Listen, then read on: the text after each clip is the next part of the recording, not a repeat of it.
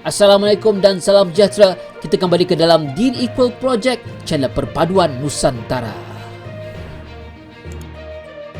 Hai guys, Assalamualaikum, salam sejahtera, salam perpaduan, salam Nusantara, salam bergabung. Kita kembali ke dalam channel saya, iaitu channel Deen Equal. Apa kabar saudara saya yang berada di Malaysia, Indonesia, Filipina, Brunei, Thailand dan seluruh Nusantara? Saya doakan anda sihat-sihat sejahtera dan dimurahkan rezeki. Hari ini guys, kita akan pergi ke channel yang menarik, iaitu channel daripada Bos Bidayuh guys. Seperti kita tahu, Bidayuh ini adalah suku kaum yang ada di Borneo guys, dan terdapat satu video dalam channel ini iaitu bertajuk beli gula kopi ke Malaysia lewat hutan, ketemu TNI penjaga perbatasan. Dengan kiraan 1, 2, 3 kita tonton video ini guys.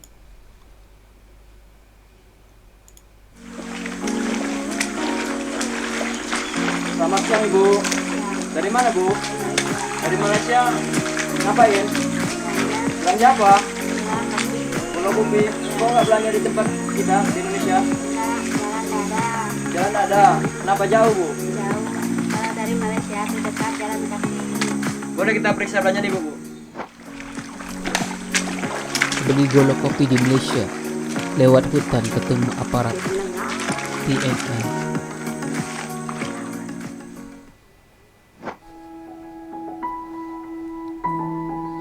Maksudnya ini di Kalimantan. Telah guys. berpuluh tahun, masyarakat perbatasan di Kecamatan Entikong, Kabupaten Sanggau, Kalimantan Barat, memenuhi kebutuhan sembako dan kebutuhan rumah tangga lainnya, mengandalkan negara tetangga Malaysia.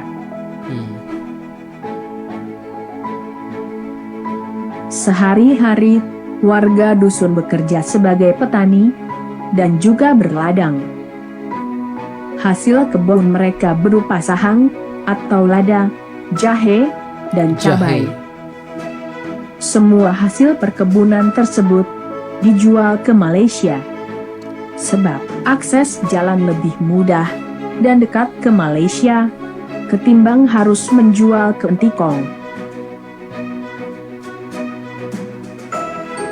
Warga terbiasa berjalan kaki melewati jalan semak belukar yang mendaki dan menurun menuju Malaysia untuk menjual hasil kebun Ya mereka. Allah, kasihannya. Baik laki-laki atau perempuan, terbiasa memikul berkilo-kilo hasil kebun menggunakan keranjang bambu yang talinya disangkutkan ke kepala. Kasihan guys. Warga dusun di Kecamatan Entikong ini keluar masuk Malaysia tanpa menggunakan paspor. Mereka hanya mengandalkan kedekatan emosional dan kekerabatan sebagai sesama suku Dayak Bidayuh. Betul.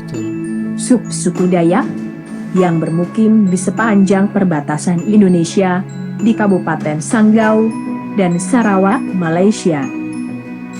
Tak jarang, saat pulang dari Malaysia, warga dusun bertemu dengan anggota Tentara Nasional Indonesia penjaga perbatasan.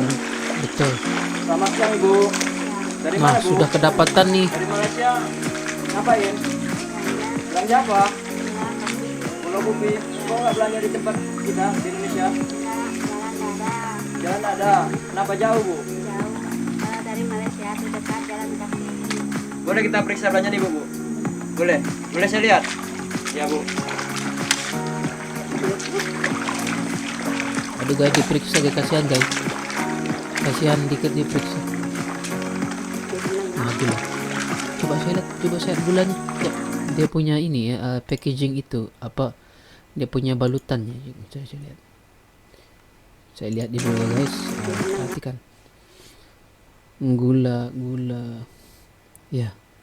Ini betul ya guys. Memang begini kalau luaran gula yang sebenarnya gula itu di Malaysia itu, sama ada di Sabah, Sarawak ataupun di Semenanjung, adalah dikira sebagai barang terkawal guys. Tetapi kalau ikut kepada undang-undang sebenarnya yang perlu dilakukan oleh TNI ini adalah kalau ikutkan itu perlu dirampas itu. Tetapi di sini kita akan lihat apakah situasinya. Tapi nggak banyak guys, cumaan satu. Oh ini sisanya ringgit Bu ya.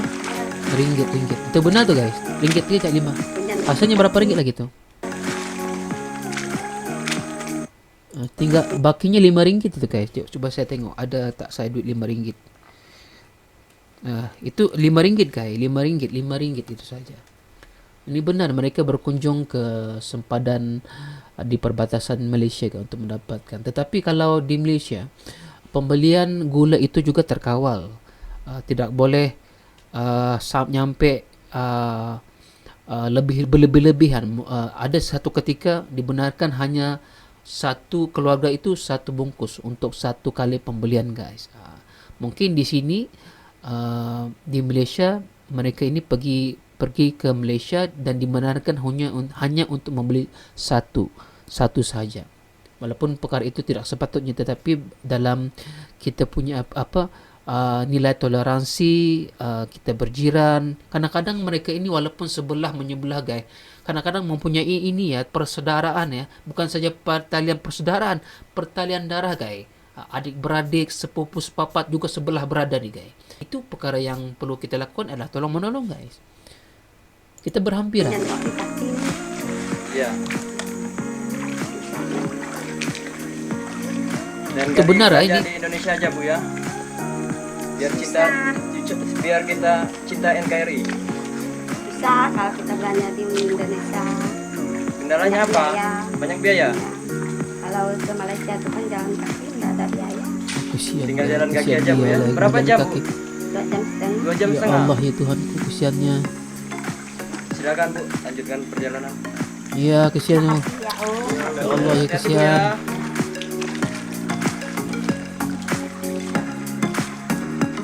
Kasihan kan.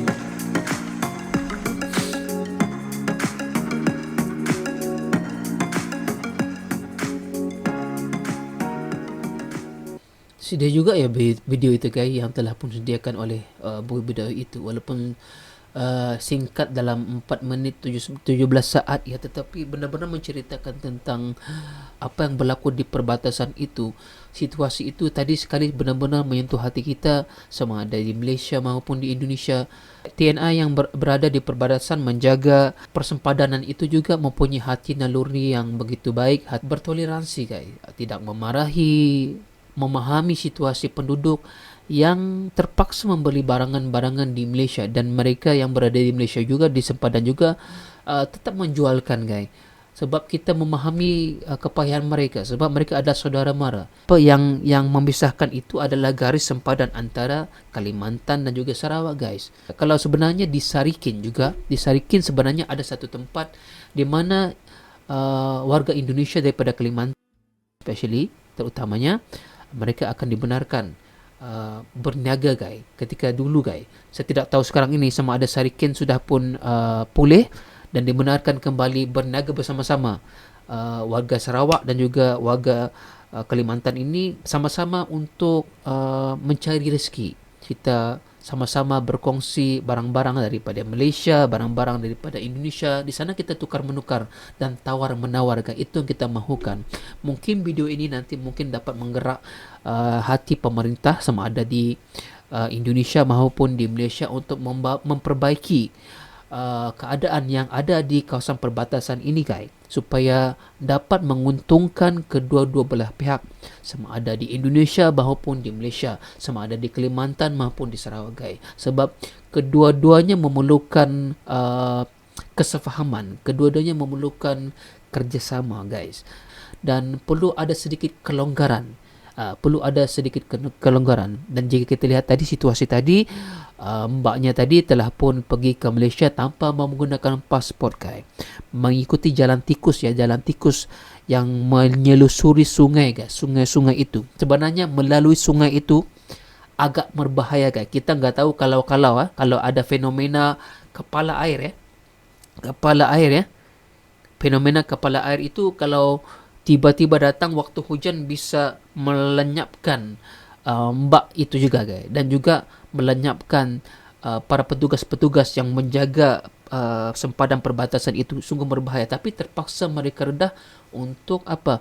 Untuk keperluan anak-anak, keperluan keluarga dan keperluan harian mereka guys. Dan saya berharap video ini akan menggerakkan hati mereka yang dapat menyelesaikan masalah ini, terutama sekali daripada pemerintah, sama ada pemerintah yang berada di Kalimantan dan juga di Malaysia yang menjaga kawasan ini. Okey guys, jangan lupa pergi ke channel ini daripada Boys Bedayo sebab dia mempunyai video yang sungguh menarik dan sungguh menyentuh hati. Dan pastikan anda tekan like, komen dan subscribe channel saya guys jika anda ingin melihat saya mereact lagi video seterusnya. Assalamualaikum, bye bye.